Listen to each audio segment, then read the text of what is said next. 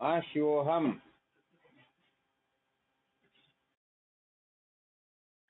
आश्योहम। क्या विषय चल रहा था?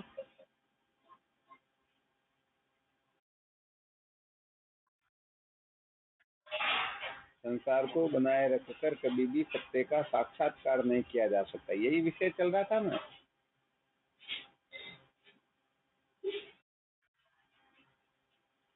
कल इसमें क्या सुनाया था?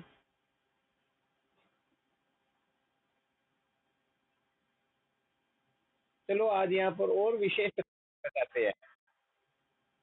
बहुत सारे साधक लोग भ्रमित रहते हैं, तो एक ऐसा सूत्र बता देते हैं जिससे अपने मन की अनंत अनंत कल्पनाएं धराशायी हो जाएगी।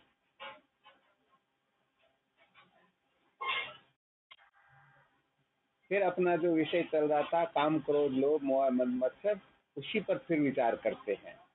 पहले थोड़ा वेदांत का कोई विशेष सूत्र ध्यान में आया तो थोड़ा संकेत कर देते हैं, और इस रहस्य को समझने में बड़ी विलक्षण अपने को सहायता मिलेगी, विशेष सहायता मिलने वाली है। देखो क्या होता है, सर्वप्रथम इस बात को, इस रहस्य को अच्छी तरह से समझ लेना चाहिए। हम जिससे छूटना चाहते हैं और जिसको प्राप्त करना चाहते हैं, तो जिसको प्राप्त करना चाहते हैं क्या सचमुच में वह अप्राप्त है, और जिससे हम छूटना चाहते हैं क्या सचमुच में वह सत्य है। अर्थात ये संसार सत्य है या परमात्मा हमें प्राप्त है या अप्राप्त। प्राप्त। तो चलो बहुत अच्छी बात है। देखो होता है क्या, एक सिद्धांत एक रहस्य समझा देते हैं। जो वस्तु सत्य होती है, जैसे अपने घर में कभी सच्चा सर्प आ जाए तो उस सर्प को भगाने के लिए लकड़ी डंडे की आवश्यकता होती है। और यदि रस्सी में सर्प की भ्रांति हो रही हो तो बताओ, तलवार बंदूक डंडा वगैरह कुछ चाहिए क्या? नहीं चाहिए। तो वहां पर केवल प्रकाश की आवश्यकता होगी। सच्चा सर्प हो तो डंडे की आवश्यकता होगी, और झूठा सर्प हो तो प्रकाश की आवश्यकता होगी। ऐसे ही हम जिस बंधन से बंधे हुए हैं, सचमुच में ये बंधन सत्य है अथवा मिथ्या है, सबसे पहले तो ये देखना होता है। क्या देखना होता है? हाँ, ये बंधन सचमुच में सत्य है या मिथ्या है। परमात्मा हमें सचमुच में अप्राप्त है अथवा प्राप्त है। अब यदि हम इस रहस्य को अच्छी तरह से समझ ले कि ये बंधन जो है सचमुच में सत्य है नहीं बल्कि मिथ्या है, तो देखो सत्य बंधन की निवृत्ति के लिए कर्म की आवश्यकता होती है, और झूठे बंधन से छूटने के लिए ज्ञान की आवश्यकता होती है। थोड़ा सा ध्यान दे लेना, ज्यादा यहाँ विस्तार बिल्कुल नहीं करेंगे, केवल मात्र संकेत कर रहे हैं, आप समझते रहना। शायद इस पर पहले विचार किया जा चुका, अथवा फिर आगे इसका विशेष रूप से और विचार करेंगे। तो देखो, एक तो सत्य वस्तु होती है, एक झूठी वस्तु होती है। अर्थात हम जो बंधे हुए हैं, सचमुच में बंधे हुए हैं, तो उनके लिए साधनों की आवश्यकता होती है। और ऐसे सपना आ रहा हो अथवा झूठ मूठ में बनने की कल्पना हो रही हो, तो वहां पर केवल समझदारी की आवश्यकता होती है। स्वप्न से जगने मात्र से वो सारा का सारा बंधन, सारा का सारा दुख दारिद्र्य निवृत्त हो जाता है। बिल्कुल पक्का ना? तो देखो यहाँ रहस्य ये है कि कर्म और ज्ञान दोनों के हेतु स्वरूप फल में बड़ा विलक्षण अंतर होता है। शायद इस पर विचार नहीं किया, विषय चला तो था एक बार, फिर छूट गया, और आज भी नहीं कर पाएंगे, क्योंकि अपना तो मुख्य चल रहा है काम क्रोध लोभ के बारे में ही चल रहा। फिर भी थोड़ा संकेत कर देते हैं। तो हेतु स्वरूप फल अलग अलग होने के कारण इनकी समस्त प्रक्रियाएं ही भिन्न भिन्न होती हैं, इनके अधिकारी भी भिन्न होते हैं। तो देखो, कर्म के अंतर्गत एक कर्ता जो होता है वह परम स्वतंत्र होता है। और ज्ञान के अंतर्गत ज्ञाता जो होता है वह परतंत्र होता है। केवल इतना ही रहस्य समझाना चाहते हैं, ध्यान देना अच्छी तरह से। एक तो बताया कर्म, दूसरा बताया ज्ञान। यदि आप संसार को सत्य समझते हो तो आपको कर्म करना होगा। वह कर्म चाहे बाह्य हो या आंतरिक हो। ये जितने भी साधन है ना, ब्रह्म विद्या को छोड़ करके, ब्रह्म विचार को छोड़ करके, ये सारे के सारे कर्म के अंतर्गत ही आते हैं। हाँ, यहाँ पर धर्म, उपासना, योग आदि जितने भी साधन है, भक्ति भी मानस कर्म होने के कारण, क्योंकि ये मन के द्वारा होती है, मन की मुख्यता को करके होती है। ज्ञान में बुद्धि की प्रधानता होती है, भक्ति में मन की प्रधानता होती है, भक्ति में भावों की प्रधानता होती है, ज्ञान में विवेक की प्रधानता होती है। तो कर्म के अंतर्गत कर्म को करने वाला कर्ता बिल्कुल स्वतंत्र होता है, परंतु ज्ञान के अंतर्गत ज्ञाता 1% भी स्वतंत्र नहीं होता है। कर्म के अंतर्गत कर्तुम अकर्तुम अन्यथा कर्तुम ऐसा होता है, और ज्ञान में ऐसा होता ही नहीं। देखो, जैसे हम सबके सामने मोबाइल रखा हुआ है ही है। अब इस मोबाइल को आप उठाओ या न उठाओ, अथवा इसको तोड़ दो, बताओ हम इसमें स्वतंत्र है या नहीं है? अच्छा बताओ, इस मोबाइल को हम मोटर समझ सकते हैं क्या? नहीं, बिल्कुल नहीं समझ सकते। इसीलिए तो पंचदशीकार विद्यारण्य स्वामी जी महाराज लिखते हैं, वस्तु तंत्रो भवेद भूत कर्तृतंत्र उपासनम। अर्थात ज्ञान जो है वह वस्तु के अधीन होता है, कर्म कर्ता के अधीन होता है। कर्म के अंतर्गत कर्ता स्वतंत्र होता है। वो राम राम करे न करे या उल्टा रावण रावण करे, ये उनके हाथ की बात होती है, क्योंकि वह परम स्वतंत्र होता है।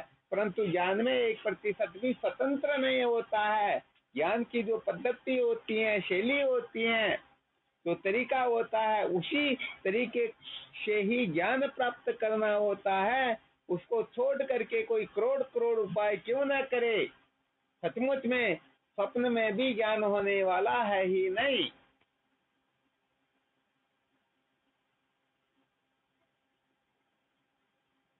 शायद थोड़ा बहुत संकेत समझ में आया होगा। हाँ, ज्ञान के अंतर्गत वस्तु को जानने का जो तरीका होता है, उस तरीके से ही हम उस वस्तु को जानेंगे। जैसे किसी वस्तु को देखने के लिए आंख को बंद करके, नाक से, कान से, जीभ से, त्वचा से यदि कोई उस वस्तु का साक्षात्कार करना चाहे तो ये संभव है ही। हाँ, तो सबका सबका अलग अलग विज्ञान होता है, सबके अलग अलग तरीके होते हैं। तो कर्म के अंतर्गत कर्ता पूर्ण रूप से स्वतंत्र होता है, परंतु ज्ञान में ज्ञाता स्वतंत्र होता ही नहीं। ज्ञान को प्राप्त करने की जो शैली है, इसीलिए तो वेद भगवान का कथन है, श्रुति माता का संकेत है, जिस पर खूब विचार किया गया। और ये विचार समझो अभी भी चल ही रहा है। परीक्षे लोकान कर्म चित्तान ब्रह्मणो निर्वेदमयान नास्ते कृत कृतेन तद विज्ञानार्थम से गुरु मेवा भी गच्छेत स्मित पाणी सोते ब्रह्मनिष्ठम। चलाना इस पर विचार।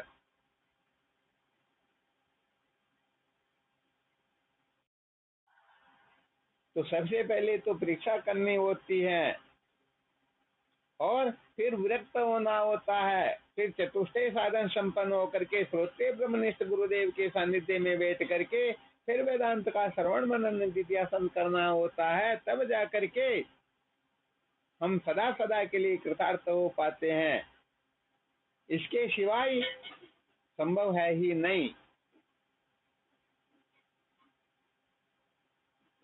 तो यहाँ पर संसार को बनाए रखकर कभी भी सत्य का साक्षात्कार नहीं किया जा सकता। तो ये जो सूत्र है, इस संसार से छुटकारा कैसे प्राप्त करे? यदि कोई कर्म करके संसार से छूटना चाहे तो सच्ची बात है वह कभी भी छूट नहीं सकेगा, क्योंकि कर्म करने वाला कभी भी कर्तापने के विमान से मुक्त हो सकता ही नहीं, चाहे कैसा भी कर्म क्यों न करो, अंत में मैं करता हूँ। किसी भी प्रकार का भोग क्यों न भोगो, अंत में मैं भोगता हूँ। ये निश्चित रूप से कर्तृत्व भोक्तृत्व जागृत होगा ही होगा, चाहे पाप करो चाहे पुण्य करो, परंतु कर्ता भोक्ता पने से कभी भी हम मुकर नहीं सकते हैं। इसलिए जब तक अधिष्ठान आत्म तत्व का ज्ञान नहीं होता है, तब तक ये अज्ञानी जीवों को संसार अरण्य में भटकाता ही रहता है। तो कुल मिलाकर के आपको संकेत किया, ज्ञान के अंतर्गत ज्ञान को प्राप्त करने की जो शैली होती है, वहाँ पर किसी की किसी भी प्रकार की अक्ल होशियारी काम करती ही नहीं। हाँ, इसलिए क्या है, बहुत सारे साधक देखते हैं कि नहीं नहीं हम हमारे हिसाब से काम कर लेंगे, परंतु यहाँ पर तो हाँ, पहले बहुत समय तक ये विषय चला था, श्रुति प्रमाणिक मत है, स्वधर्म निष्ठा तयव आत्मा विशुद्धि रसे विशुद्ध बोधे परमात्म वेदनम तेनेव संसार समूलनाश है। अर्थात जिनका श्रुति प्रमाणे में दृढ़ निश्चय होता है, उसी की स्वधर्म में निष्ठा होती है। जिसकी स्वधर्म में निष्ठा होती है, उसी का अंतःकरण शुद्ध होता है। जिसका अंतःकरण शुद्ध होता है, उसी को तत्व का ज्ञान होता है, और जिसको ज्ञान होता है वही जन्म मृत्यु की श्रृंखला से मुक्त हो पाता है, अन्यथा कदापि नहीं। तो देखो ये प्रक्रिया हुई या नहीं हुई।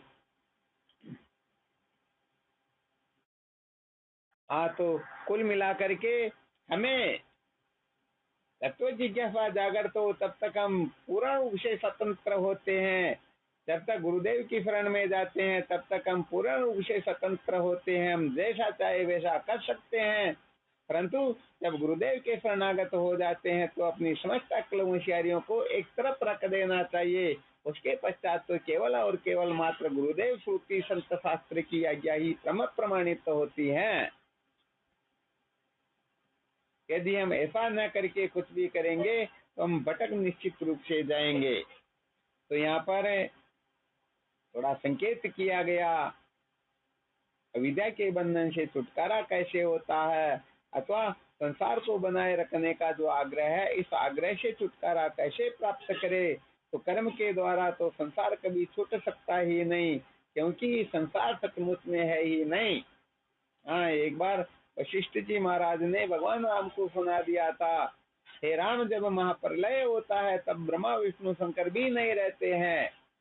तो भगवान राम कह देते, प्रश्न कर लेते हैं, भगवान ये नहीं रहते तो कहाँ पर चले जाते हैं। वशिष्ठ जी महाराज कहते, अरे जाए कहाँ, अरे कभी हुए ही नहीं। जैसे रस्सी में सर्प नहीं होता है, वैसे ये भी हुए ही नहीं।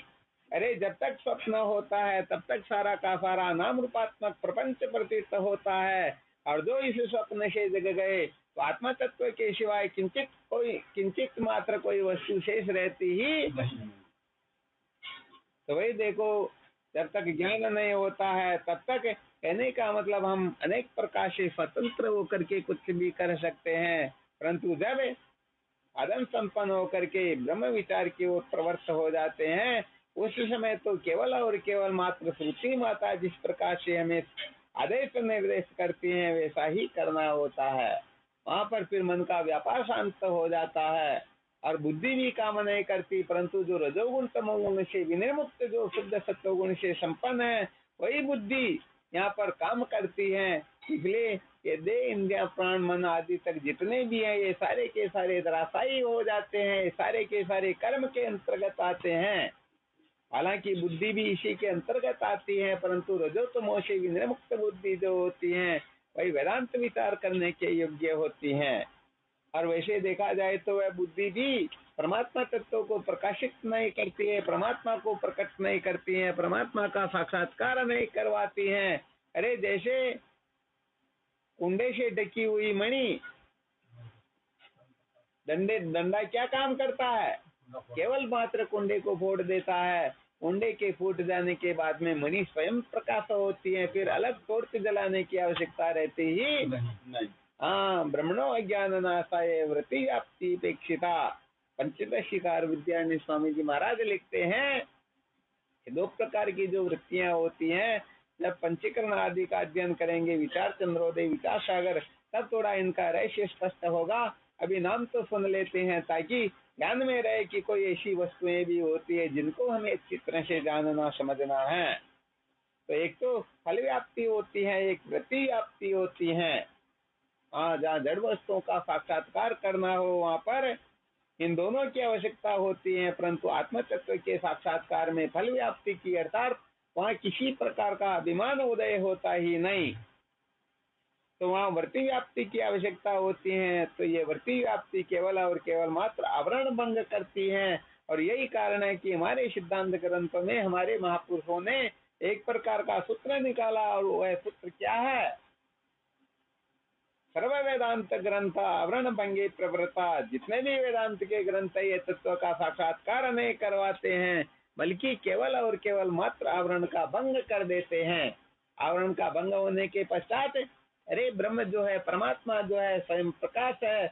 आत्मा स्वयं प्रकाश होने से फिर अन्य किसी प्रकाश की आवश्यकता होती ही नहीं।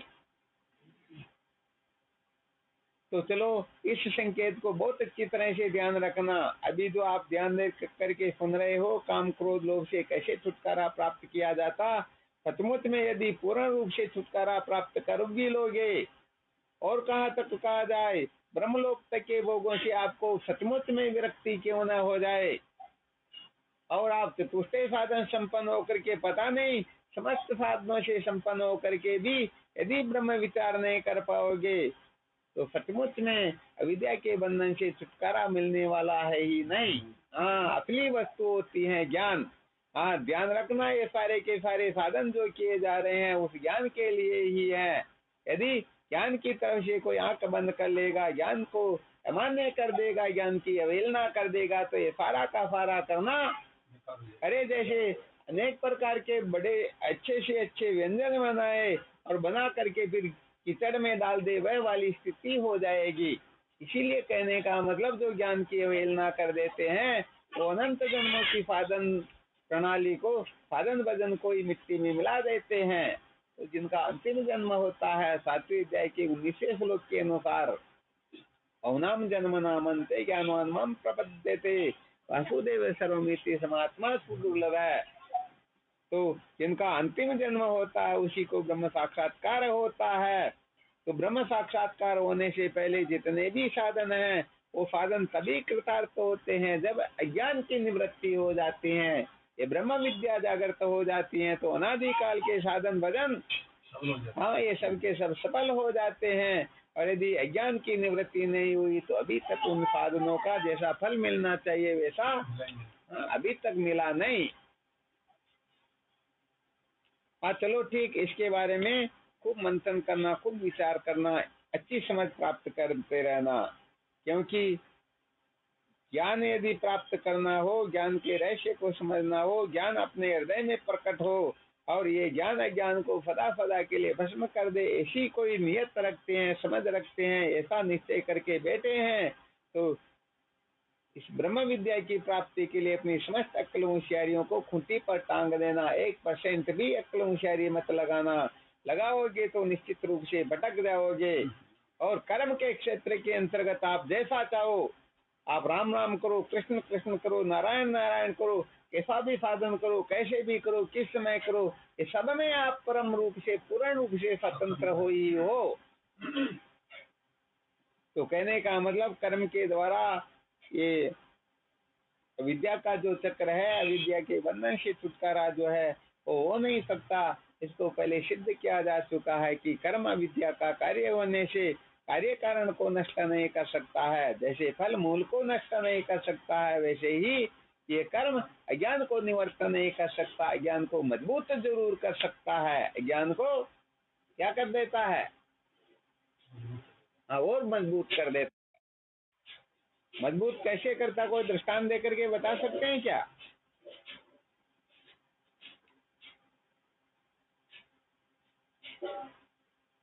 रामदेव जी, कोई दृष्टांत ध्यान में आ रहा है तो सिद्ध करके बताओ।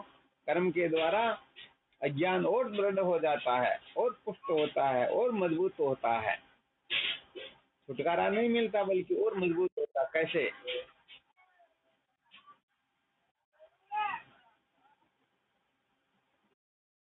हाँ शिवो, हम बिल्कुल बोलो।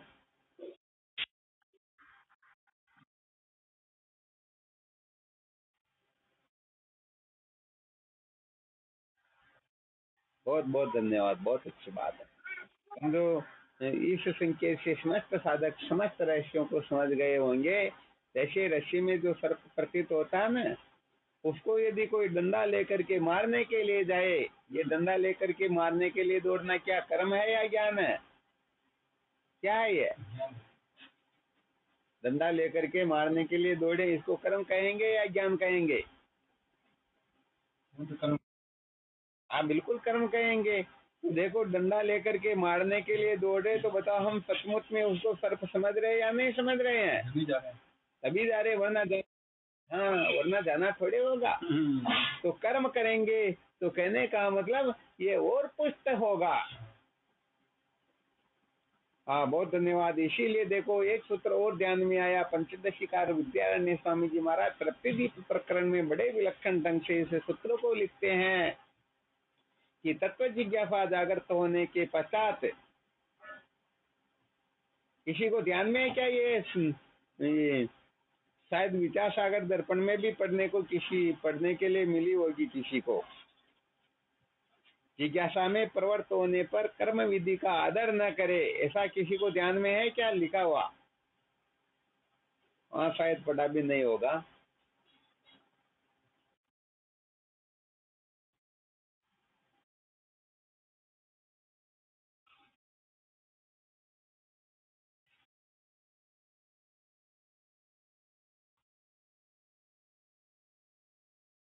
हाँ, वहाँ पर ऐसा सिद्ध किया हुआ है कि जो साधक तो क्या ब्रह्म विचार को छोड़ करके कोई तीर्थ वर्थ पूजा पाठ साधन भजन में लग जाते हैं, तो उनकी क्या गति होती है? तो फिर वहाँ सिद्ध किया जाता है, कर ले दी न्याय की तरह सारा का सारा व्यर्थ हो जाता है। तो नष्ट है तो भ्रष्ट है, दोनों तरफ से नष्ट भ्रष्ट हो जाता है। फिर उसी के लिए तो दृष्टांत दिया गया, लड्डू वाला पातल चाट करके फिर टाइम ऐसे ही रहना। कोई ब्राह्मण खाने का बड़ा शौकीन था, तो विचार किया कि खाने में रह जाएंगे तो एक टाइम ही काम होगा, बाकी के टाइम में तो ऐसे ही रहना पड़ेगा।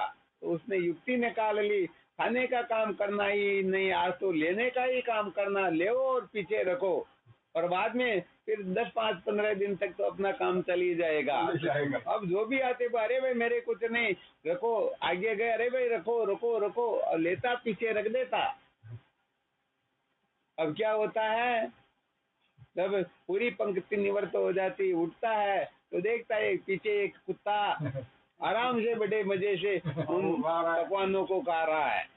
तो बताओ, आगे तो निवृत्त हो गया, पीछे कुत्ता निपट गया, अब पातल चाट के रहना पड़ेगा ना। तो ऐसे ही कहने का मतलब, जो यहाँ पर वैसे देखा, सिद्धांत की बात नहीं बताई गई, बल्कि लय चिंतन की बात बताई गई, जिसे अंग्र उपासना कहते हैं, जिसे ब्रह्म चिंतन भी कहते हैं। अर्थात जो इस ब्रह्म चिंतन का त्याग करके इसे नीचे की कक्षा में यदि कोई प्रवृत्त हो जाता है, तो उनकी क्या गति होती है? तो कहा गया, जैसे घोड़े पर बैठ करके गधे पर बैठते हैं, उसी प्रकार से वह आरूढ़ पतित तो हो जाएगा। सचमुच में वह न इधर का रहेगा न उधर का रहेगा, दोनों तरफ से चला जाएगा। हाँ, दोनों तरफ से चला जाएगा। तो आपको अभी पूछा गया था, क्या पूछा था, ध्यान में है क्या? ये दृष्टांत सुनाया इससे पहले।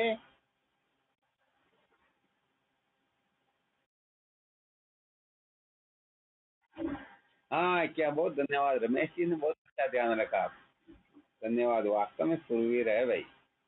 अच्छा, इसके लिए कथन किया गया है, जिज्ञासायाम संप्रवृत्तो न आद्रियत कर्म चोदनाम, अर्थात जिज्ञासा में प्रवृत्त होने के पश्चात कर्म विधि का आदर न करे। यदि कर्म विधि के अनुसार वह कुछ न कुछ करता रहेगा, तो निश्चित रूप से उसमें कर्तृत्व भोक्तृत्व जागृत होगा, और ये कर्तृत्व भोक्तृत्व उसे संसार की ओर ही प्रवृत्त करते रहेंगे। इसलिए उसे तो कुल मिला करके, हाँ, भगवान राम गीता में यही सिद्ध करते हैं, अंतःकरण शुद्ध होने के पश्चात उसे साधन संपन्न होकर केवल और केवल मात्र ब्रह्म विचार ही करना है। यदि ब्रह्म विचार न करके नीचे की कक्षाओं में आएगा, तो दोनों तरफ से भ्रष्ट हो जाएगा, कोई फायदा मिलने वाला। हाँ, बिल्कुल सत्य बात है। और यही बात देवी गीता में भी कहा गया है।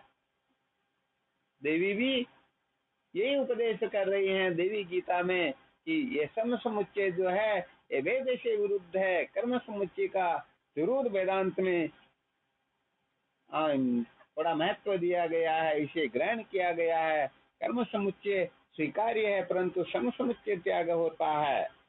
अच्छा, कर्म समुच्चय और सम समुच्चय किसे कहते, ध्यान में है क्या? भवानी शंकर जी सुनना, आप अभी मत बोलना। कोई दूसरे साधक जिसको ध्यान में हो, कर्म समुच्चय किसे कहते, सम समुच्चय किसे कहते हैं, इनका क्या रहस्य है? अरे क्या बात है, आप बिल्कुल बोलो।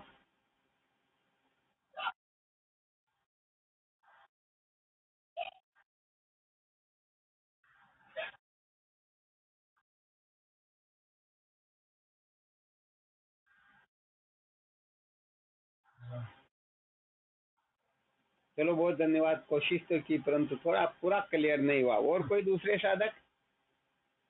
रामदेव जी, आप बताना चाहो, बताओ।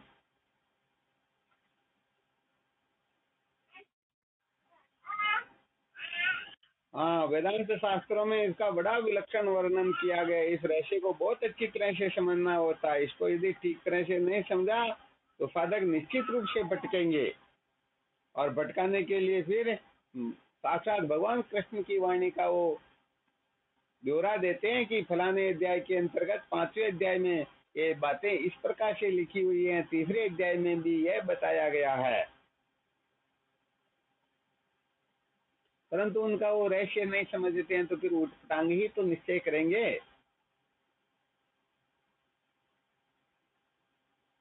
आ रहा है किसी को ध्यान में? चलो ठीक है। हाँ, वो देवकरण जी बोल रहे, बहुत अच्छी बात बोलिए।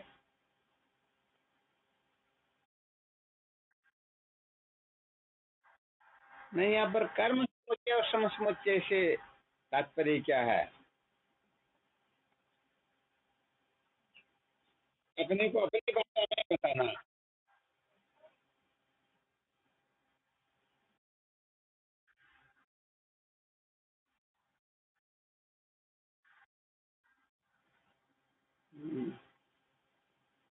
पूरा क्लियर नहीं हुआ। और किसी साधक को ध्यान में है क्या? भवानी शंकर जी, आप भी बोल के देख लीजिए कितना क्या होता।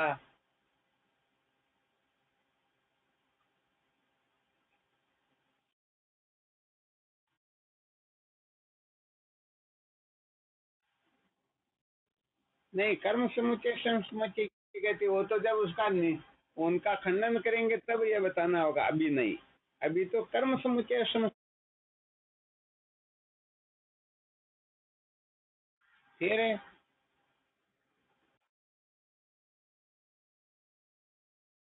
और आप तो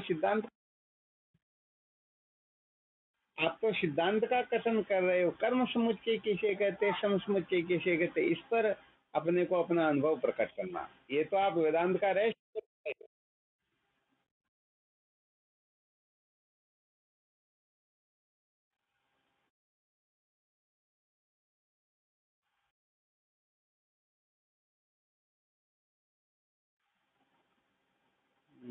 क्लियर नहीं।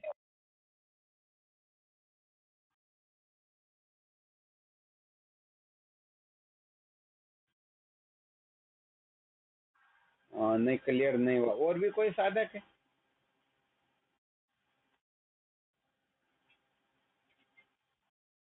हाँ, शिवम बोलो।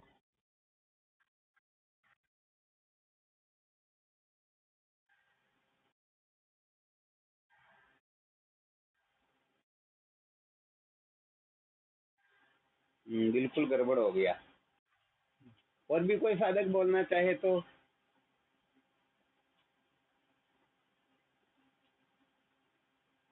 अरे सहजानंद जी नहीं बोल रहे, क्या बात है?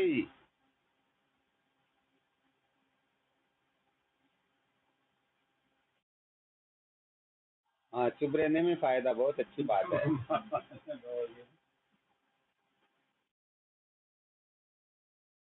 क्या दृष्टांत है?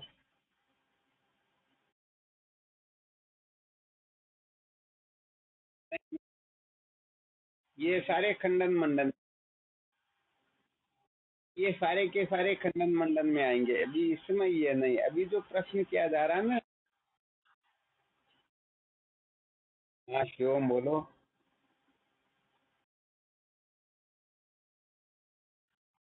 वो दृष्टांत है, परंतु वो दृष्टांत तो ज्ञान के खंडन का दृष्टांत है कि बिना ज्ञान के भी काम चल जाएगा, अथवा ज्ञान कर्म दोनों से काम चलेगा। अभी कर्म समुच्चय सम समुच्चय को थोड़ा स्पष्ट करके बताना। कर्म समुच्चय किसे कहते हैं, सम समुच्चय किसे कहते हैं?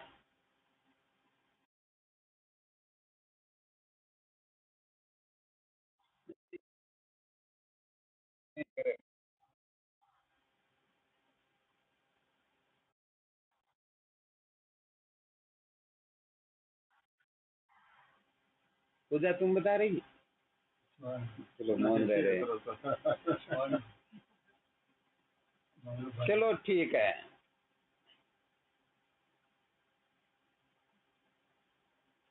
देखो, एक तो होता है कर्म समुच्चय, एक होता है सम समुच्चय। सम समुच्चय से तात्पर्य होता वो सिद्धांति, वो जो शास्त्रीय भाषा उस प्रकार से न बता करके आप लोगों के समझ में आए उसी दृष्टिकोण को ध्यान में रख करके बता रहे हैं। अच्छा, जन्म मरण के बंधन से छुटकारा जो मिलता है, ज्ञान की निवृत्ति जो होती है, ब्रह्म साक्षात्कार जो होता है, ये जीव सदा सदा के लिए जो कृतार्थ होता है, किससे होता है? ज्ञान से होता है या किसे? ज्ञान से होता है। तो देखो यहाँ पर कर्मकांड का कथन है, ज्ञान के द्वारा जो परम धाम प्राप्त किया जाता है, जो मोक्ष प्राप्त की जाती है, वह की वह मोक्ष कर्म के द्वारा हो जाती है। इसको कहते हैं सम समुच्चय। ध्यान देना। और इस सम समुच्चय से कितना बड़ा साधकों का पतन होता है, इसका भी थोड़ा 2 मिनट में विचार करेंगे, परंतु थोड़ा रहस्य तो समझ ही लेते हैं। ज्ञान के द्वारा जो परमधाम प्राप्त किया जाता है, जो ब्रह्म साक्षात्कार होता है, वह का वह काम कर्म के द्वारा हो सकता है। इसको कहते हैं सम समुच्चय।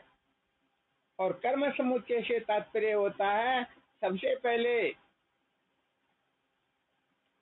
कर्म का आश्रय लेकर के अंतःकरण को शुद्ध करो, और फिर इस कर्म का त्याग करके ब्रह्म विचार के द्वारा ज्ञान के बंधन से छुटकारा प्राप्त करो। इसको कहते हैं कर्म समुच्चय।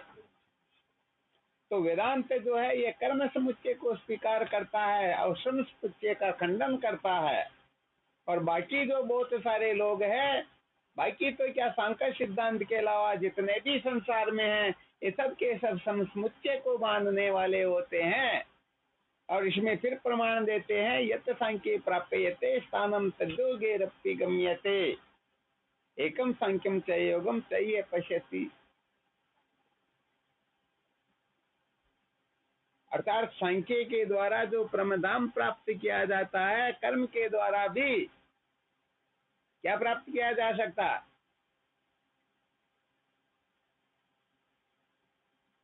ध्यान में नहीं है? अरे ज्ञान के द्वारा जो परमधाम प्राप्त किया जाता है, यत सांख्य प्राप्यते स्थानम तद्योगे गम्यते, अर्थात कर्म के द्वारा भी वही प्राप्त किया जा सकता है। और गीता प्रेस गोरखपुर की जो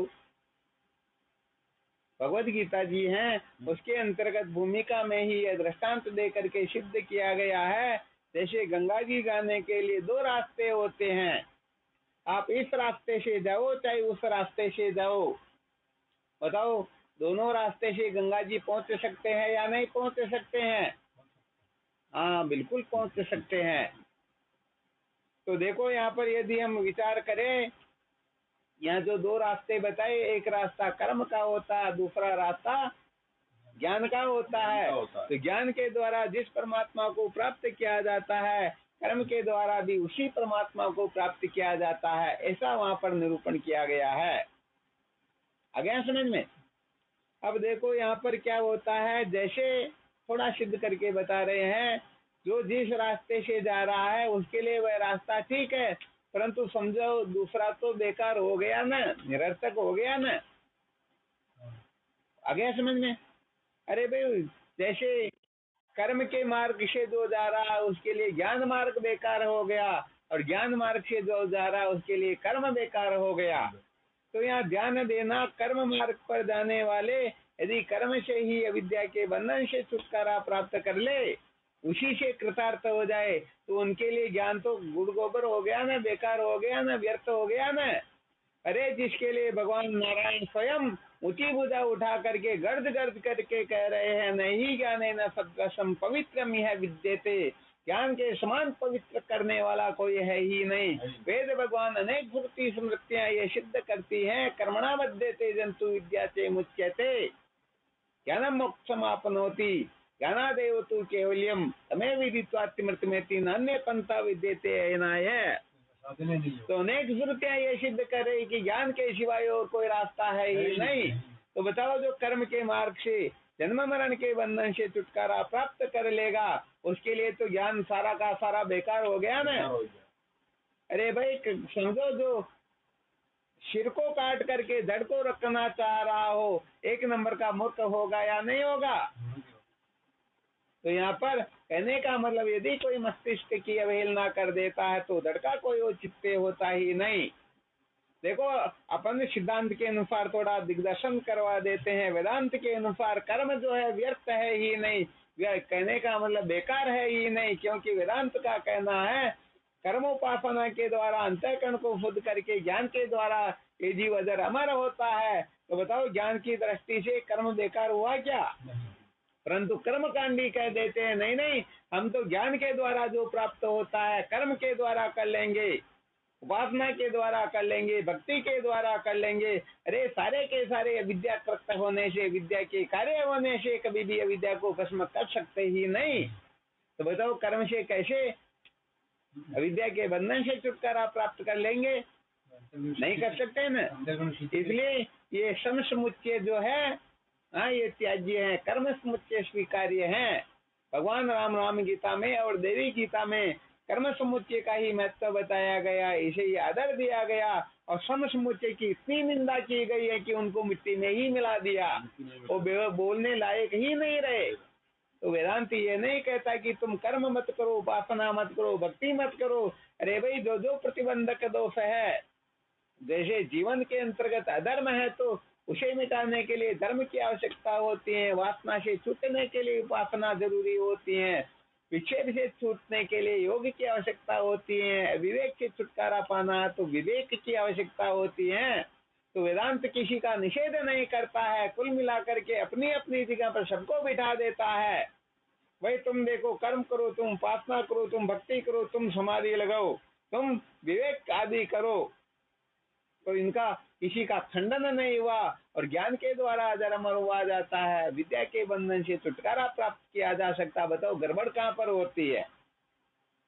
तो बताओ, वेदांत के अंतर्गत 1% भी गड़बड़ घोटाला कहीं पर है क्या?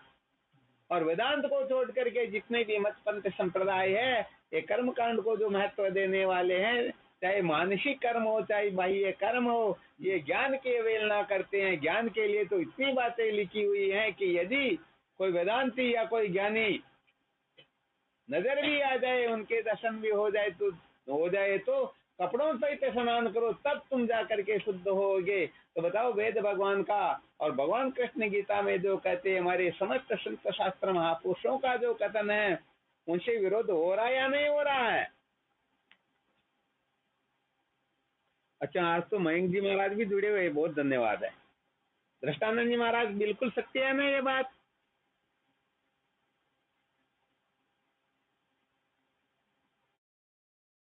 हाँ, बहुत बहुत धन्यवाद। हालांकि दृष्टानंद जी महाराज का तो इसमें अच्छा अनुभव है, क्योंकि इन्होंने पहले सुनाया था कि ऐसे ऐसे मत संप्रदाय है जो केवल मात्र दर्शन भी कर ले वेदांतियों के, ज्ञानियों के, नजर आ जाए तो कपड़े सहित स्नान करते, तब समझते अब हम पवित्र हुए। ऐसे नीचों का दर्शन हो गया कि हम भटक गए। तो देखो भाई, ये तो सिद्धांत का कथन है। वेदांत जो है किसी का विरोध करता ही नहीं, अपनी अपनी जगह पर सब ठीक है, परंतु जन्म मरण के बंधन से छुटकारा जो है केवल और केवल मात्र तत्व ज्ञान से ही होता है। तो यहाँ किसी का विरोध है ही नहीं। और बाकी जितने भी है सब ज्ञान से द्वेष करने लगते हैं, ज्ञान का नाम सुनते ही पागल हो जाते हैं, चिढ़ने लग जाते हैं, मरने मारने पर उतारू हो जाते हैं। इसीलिए वेदांत के अंतर्गत कर्म समुच्चय को महत्व दिया गया है।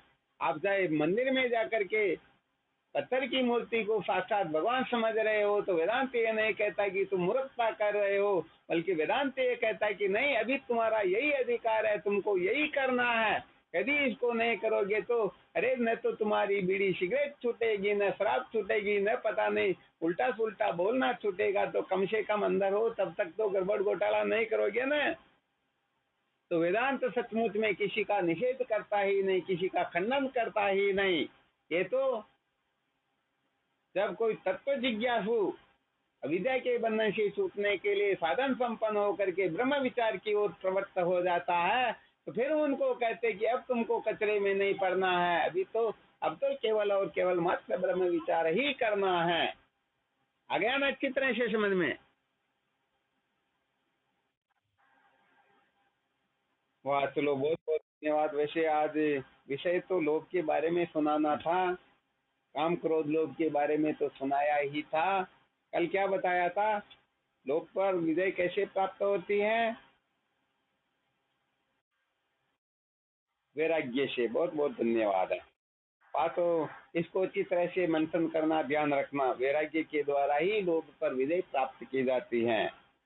काम के ऊपर कैसे विजय प्राप्त होती है?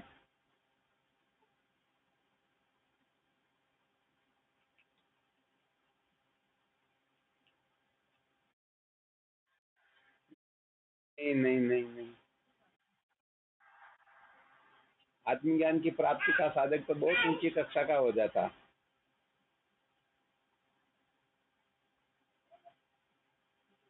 मोहनानंद जी महाराज, ध्यान रहा है क्या?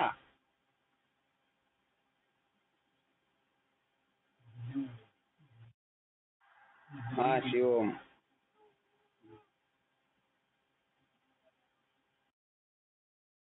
हाँ, आत्म प्राप्ति की कामना से। पारस जी महाराज यही था ना?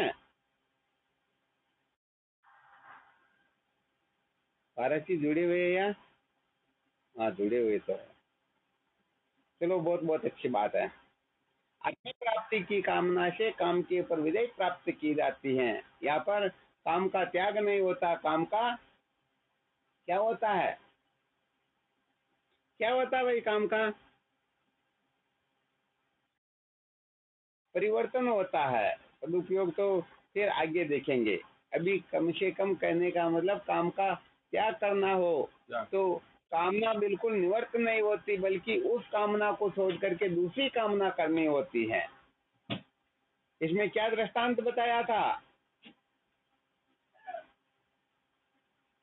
जैसे पर स्त्री में चित्त जाता हो तो अपने को शादी कर लेनी चाहिए। तो बताओ, ऐसे करते करते काम का त्याग हो जाएगा या नहीं होगा? ये एक प्रकार की विधि हो गई। तो अधर्म से छूटने के लिए धर्म की आवश्यकता होती है। अच्छा, क्रोध पर विजय प्राप्त करने के लिए क्या करना होता है? क्रोध का कारण क्या बताया?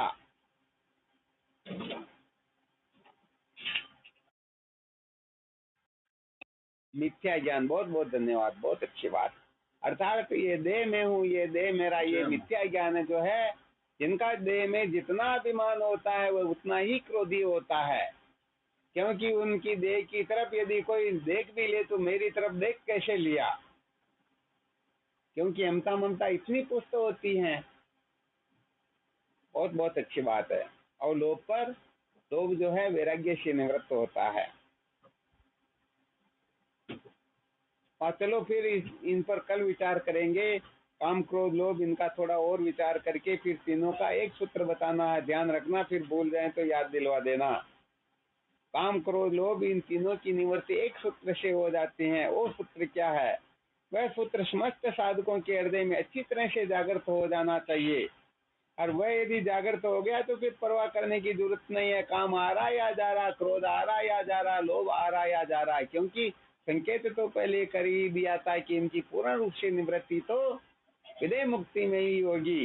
पहले तो पूर्ण रूप से निवृत्ति हो सकती नहीं, क्योंकि काम क्रम अविद्या यही इसके मूल में है। अंतःकरण बना हुआ ही इससे है, अतः इसको छोड़ करके रह सकता ही नहीं। तो यहाँ पर परिवर्तन अवश्य हो जाता है।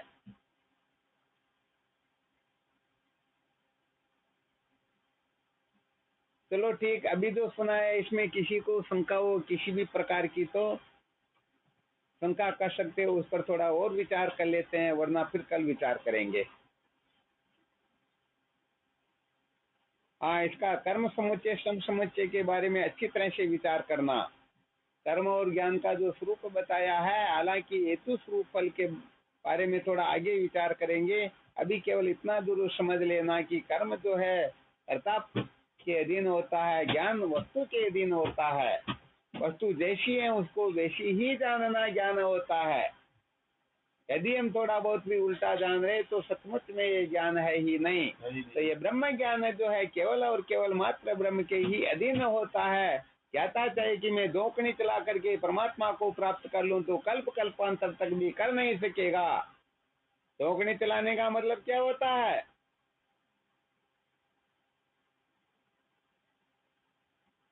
अरे समाधि लगा करके, आ गया समझ में? हाँ, सचमुच में।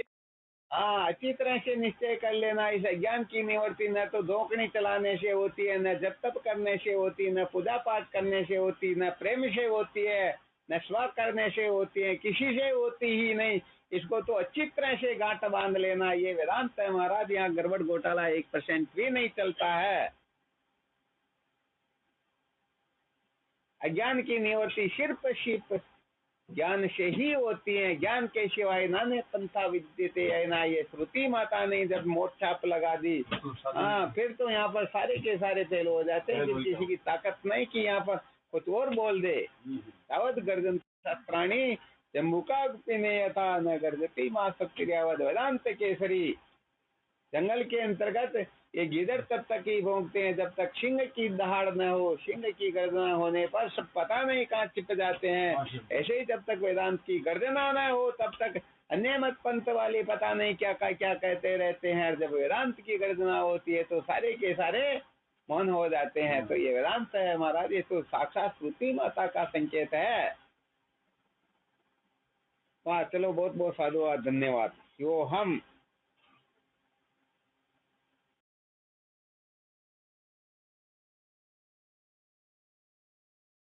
हाँ, शिवोहम, नमो नारायण, हरि ओम।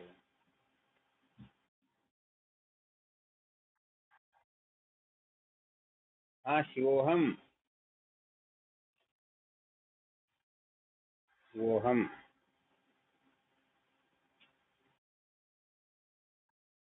हाँ, शिवोहम।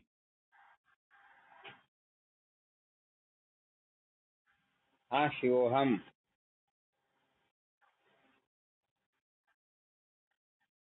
हाँ, शिवोहम।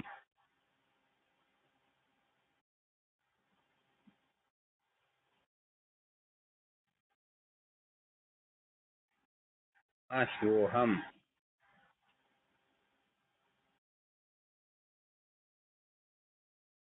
हाँ, शिवोहम।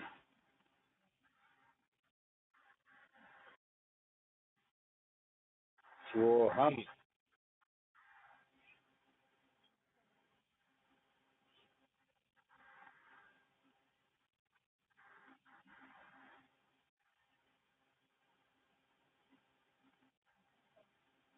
ठीक, शिवोहम।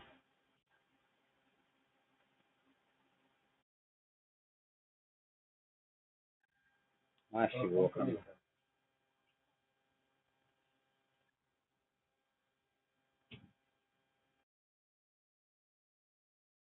हाँ, शिवोहम।